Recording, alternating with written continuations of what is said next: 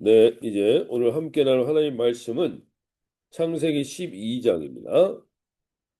창세기 12장 10절부터 20절까지의 말씀. 제가 새 번역 성경으로 읽어드릴 때 하나님 오늘도 우리에게 주님의 살아계신 말씀을 들려주십시오. 고백하며 나가겠습니다. 그 땅에 기근이 들었다. 그 기근이 너무 심해서 아브라함은 이집트에서 얼마 동안 몸부쳐 살려고 그리로 내려갔다. 이집트에 가까이 이르렀을 때 그는 아내 사레에게 말하였다. 여보, 나는 당신이 얼마나 아리따운 여인인가를 잘 알고 있어. 이집트 사람들이 당신을 보고서 당신이 나의 아내라는 것을 알면 나는 죽이고 당신은 살릴 것이오. 그러니까 당신은 나의 누이라고 하시오. 그렇게 하여야 내가 당신 덕분에 대접을 잘 받고 또 당신 덕분에 이 목숨도 부지할 수 있을 거요.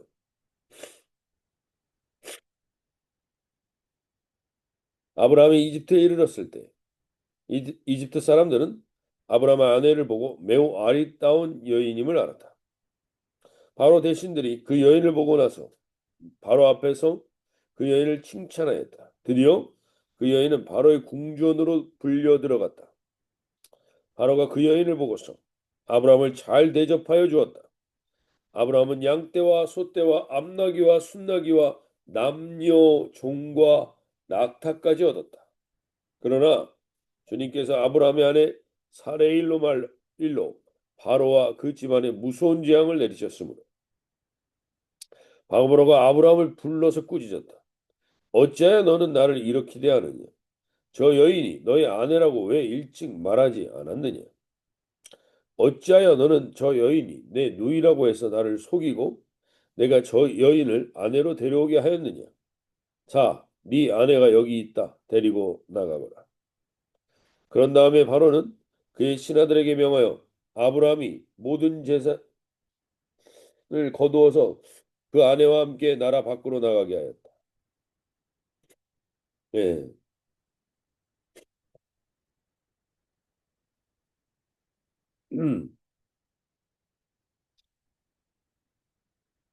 우리가 지금 창세기 12장에서 깨닫게 됐던 것이 있는데 그것은 오늘 다시 한번 이 모습을 보면서 믿음의 조상이요 아브라함은 사실 대단한 인물입니다. 지금까지도 이 기독교와 유대교와 그리고 이슬람에서까지 아브라함은 믿음의 조상이요 믿음의 선지자로 일컬음받는 사람입니다. 그러나 그렇게 우리는 그 사람이 얼마나 대단한 사람인가? 우리 세상적인 기준으로 보면 이 사람이 얼마나 대단한 사람인가? 이런 평가를 할 때가 많습니다.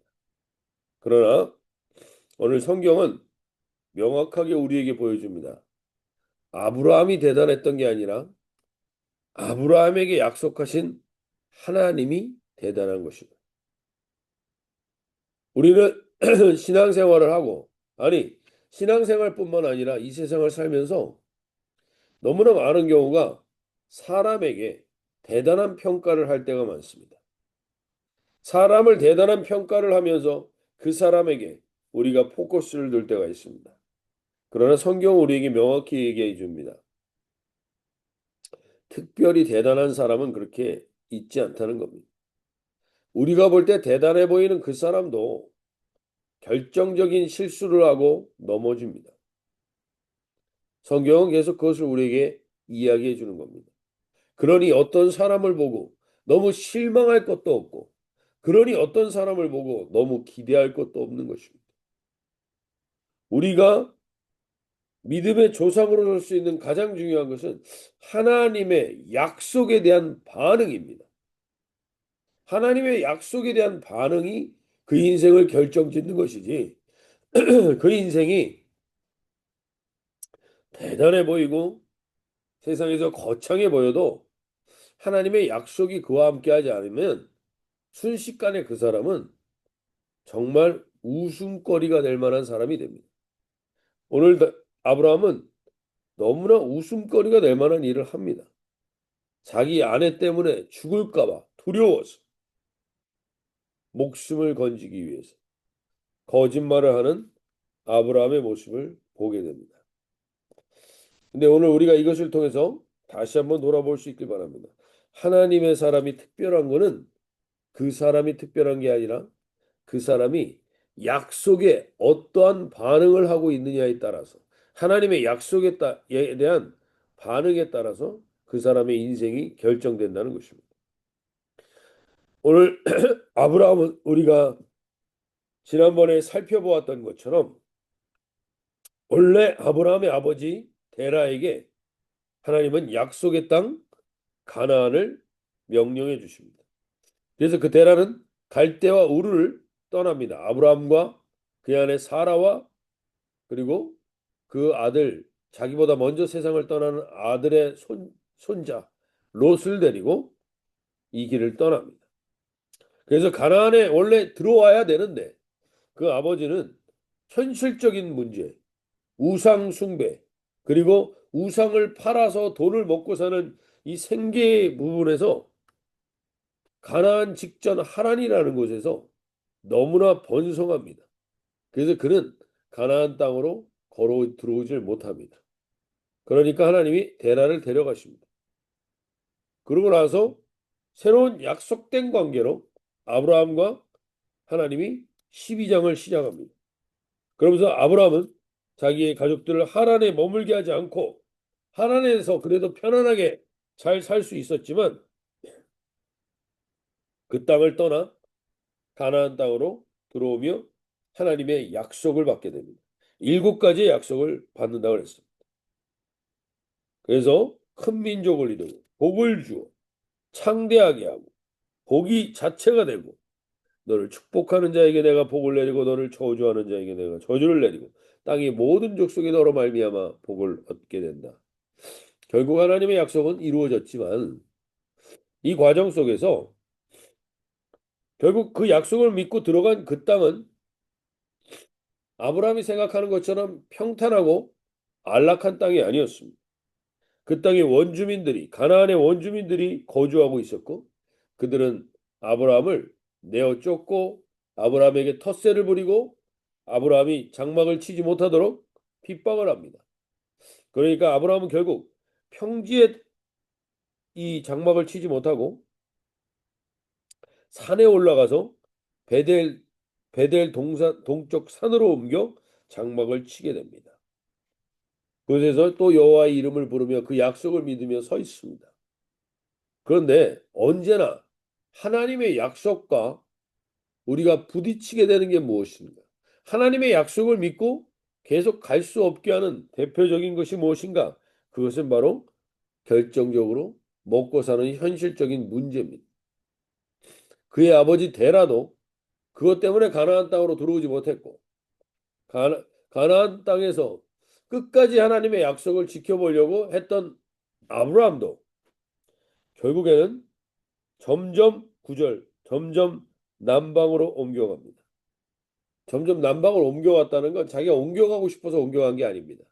그 주변에서 너무 텃세를 부리고 아브라함과 그 가족들이 제대로 정착하지 못하도록 힘들게 하니까 점점 내려가게 된 것입니다. 그리고 나서 결국 10절에서 그 땅에 기근이 들므로 이 기근이 그냥 든 게 아니라 심하게 들었습니다. 결국 아브라함이 먹고 살 것이 없기 때문에 현실적인 문제 때문에 그 땅을 벗어나게 됩니다. 그리고 애굽으로 가게 됩니다. 여기서 아브라함은 현실적인 문제에 대해서 하나님께 현실적으로 따지거나 물어보거나 그리고 하나님의 약속된 관계를 더 확인하는 쪽에 포커스를 두지 않고 현실적인 부분만 보게 됩니다. 그래서 결국 가나안을 벗어나게 됩니다.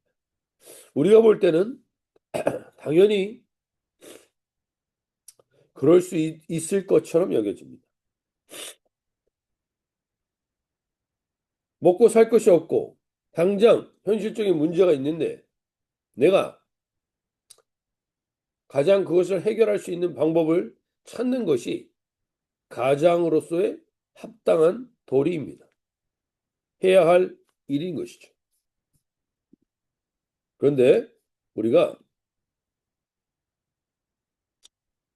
여기서 한 가지 꼭 돌아봐야 되는 건 아브라함에게 가나안이라는 땅의 의미입니다. 아브라함은 가나안이라는 것은 특별한 게 있는 땅이 아니었습니다. 정말 우리가 말하는 젖과 꿀이 흐르는 땅처럼 풍요로운 땅이 아닙니다. 가나안 땅이 풍요로울 수 있는 길은 그것이 약속의 땅이라는 것이기 때문에 가나안 땅의 상징적인 의미는 약속이라는 겁니다. 약속. 그리고 그 약속을 벗어나지 않아야 되는 것입니다. 하나님은 우리에게 약속을 하실 때 약속이라는 것은 언제나 넘지 말아야 할 선이라는 게 있습니다.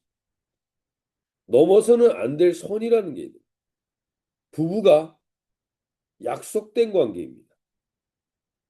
부부는 약속된 관계인데 그 약속된 관계에서 넘지 말아야 될 선이라는 게 무엇입니까? 약속된 관계에서 넘지 말아야 될 선은 다른 사람을 사랑하거나 다른 사람에게 함께 어떤 온전하지 못한 관계를 맺게 되는 것은 넘지 말아야 될 선을 넘는 것입니다. 약속된 관계라는 것은 결국 반드시 지켜야 할 선이 있습니다. 그 선을 지키는 이유는 뭐냐? 그 선을 지켰을 때 그 가정이 그 관계가 가장 온전해지기 때문입니다. 하나님은 우리와 약속된 관계를 원하십니다. 약속된 관계를 원하실 때는 언제나 우리에게 넘지 말아야 될 선이 있다는 겁니다. 아담과 하와에게는 선악과가 넘지 말아야 될 선이었습니다. 왜 그것을 넘는 순간 우리는 우리 인생 가운데 가장 비참한 것을 보게 되기 때문입니다. 관계가 깨어지게 되면 가장 비참한 것을 보게 되기 때문입니다. 그래서 사랑에는 약속된 관계의 사랑에는 무조건적인 사랑이 있을 수 있지만 적어도 하나님은 언제나 그 선이 있습니다. 자녀와 부모의 관계도 똑같습니다. 사랑하는 관계이지만 넘지 말아야 될 선이 있습니다. 그 선을 넘는 것을 허락하게 되거나 그 선을 넘는 것을 방치하게 되면 거기에는 온전치 못한 어둠이 자리 잡게 되고 어둠이 틈타게 되는 것입니다. 아브라함에게서는 약속의 땅 가나안이 넘지 말아야 될 선입니다. 하나님의 약속을 붙들고 끝까지 버티면 하나님이 그것을 그 땅에서 해결해 주실 것을 보는 것이 아브라함에게 있어서는 그 선입니다. 그 선을 지키는 게 때로는 어렵습니다. 힘들 수 있습니다. 오히려 핍박을 받을 수 있습니다.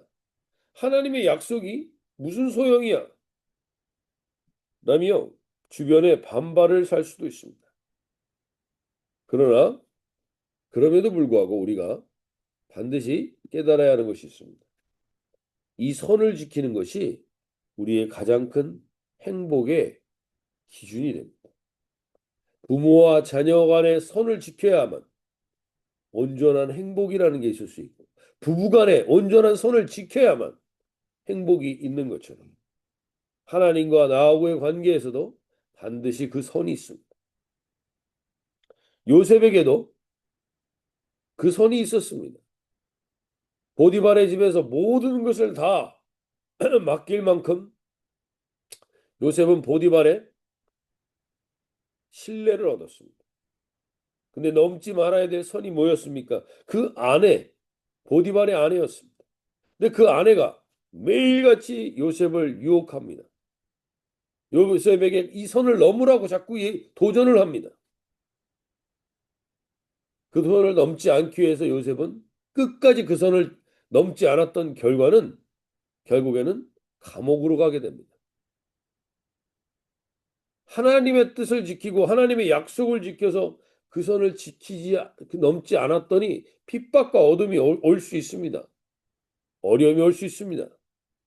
그러나 그 마지막 결과는 언제나 하나님의 살아계심을 경험하게 됩니다.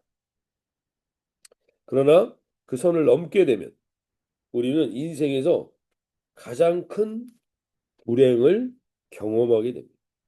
아담과 하와가 선악과를 먹고 나서 온 인류에게 죄악의 불행을 끼쳤던 것이죠. 오늘 마찬가지입니다. 아브라함도 가나안이라는 이 섬을, 이 믿음의 선을 하나님과 끝까지 씨름하며 요셉과 같이 지켰어야 될 선을 넘어서게 되자 그는 결국엔 갑자기 그 선을 넘자마자 그에게 온 것은 무엇인가? 믿음의 선을 넘고 하나님의 약속을 넘어서게 될 때 우리 안에 가장 먼저 찾아오게 되는 건 무엇인가? 그것이 12절이 보십시오. 창세기 12장 12절. 애굽 사람이 그대를 볼 때 이르기를 이는 그의 아내라 하여 나는 죽이고 그대는 살리리니. 갑자기 불안과 두려움이 찾아옵니다. 믿음의 선을 넘으면 반드시 찾아오는 게 있습니다. 불안과 두려움입니다. 내가 지금 불안하고 두려워하고 있다면 일어나지도 않은 일인데 내 안에 이미 불안과 두려움이 사로잡고 있다면 그것은 내가 하나님의 약속을 넘어가고 있다는 겁니다. 하나님의 약속의 선을 넘어가고 있다라는 사인입니다. 아, 내가 하나님이 원치 않는 것이 가고 있구나. 센스하셔서 돌이킬 수 있길 바랍니다. 결국 아브라함은 이 불안함 때문에 결국 거짓말을 하게 됩니다. 불안과 두려움은 반드시 거짓의 수렁으로 끌고 갑니다. 현실적인 타협의 합리화에 우리를 이끌고 갑니다. 그래서 결국에는 그 불안과 불신의 결과가 가장 큰 상실을 경험하게 됩니다.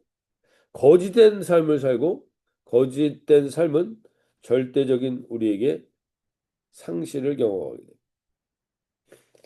그렇게 하나님을 상실하면 하나님의 약속을 상실하면 우리는 모든 것을 잃어버리게 됩니다. 오늘 그래서 아브라함이 결국엔 진짜 자기가 예상한 대로 그 일이 일어납니다. 14절에 보니까 애굽 사람들이 그 여인의 심히 아름다움을 봤다고 합니다. 그리고 그 여인을 바로의 후궁으로 맞이하게 됩니다. 이에 16절에 보시면 바로가 그로 말미암아 아브라함을 후대함으로 아브라함이 양과 소와 노비와 암수 나귀와 낙타를 얻었더라. 보십시오. 결국에는 그로 인해서 얻었지만 아브라함은 분명히 이것을 얻고 나서 깨달았을 겁니다. 이것이 다 무슨 소용인가? 어찌됐건 하나님의 약속을 어기고 그 선을 넘어서 애굽에 간 결과는 풍요로움을 얻었는데 가장 중요한 것을 잃어버리는 것입니다. 가장 소중한 것을 잃어버리는 겁니다. 이거를 아브라함은 깨닫게 됩니다. 아브라함은 이것을 깨달았지만 자기가 어찌할 방법이 없습니다.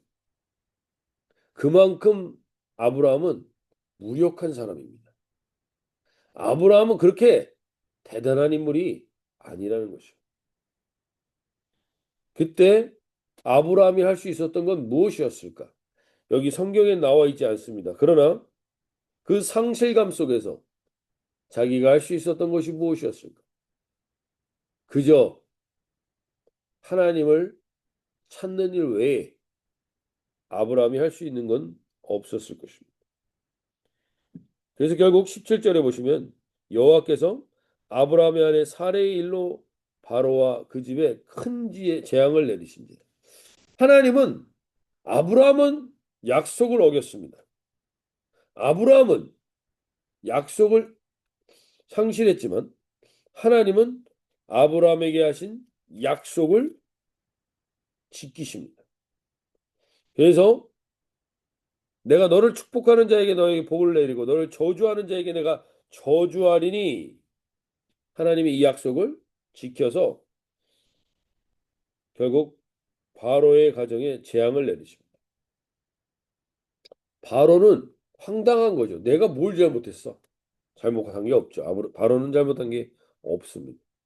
아브라함이 잘못했는데 바로가 오히려 혼나고 있습니다. 그러나 결국엔 바로가 그 여인을 사라를 그대로 아브라함에게 건네주고 그의 재산과 그가 줬던 모든 재산도 뺏지 않고 그대로 줍니다. 그리고 이 애굽 땅을 떠나게 합니다. 바로는 재앙을 받은 것 같지만 바로는 그로 인하여서 하나님의 또 하나의 약속의 통로가 되기도 합니다. 결국 그들을 다시 가나안 땅으로 돌려보냅니다. 우리가 이 사건들을 보면서 우리가 잘 알 수 없습니다. 우리는 분명히 이것을 통해서 왜 이런 일이 일어났는지 현실적인 문제 앞에선 우리들의 모습을 보게 됩니다. 그러나 하나님의 이 약속을 보십시오.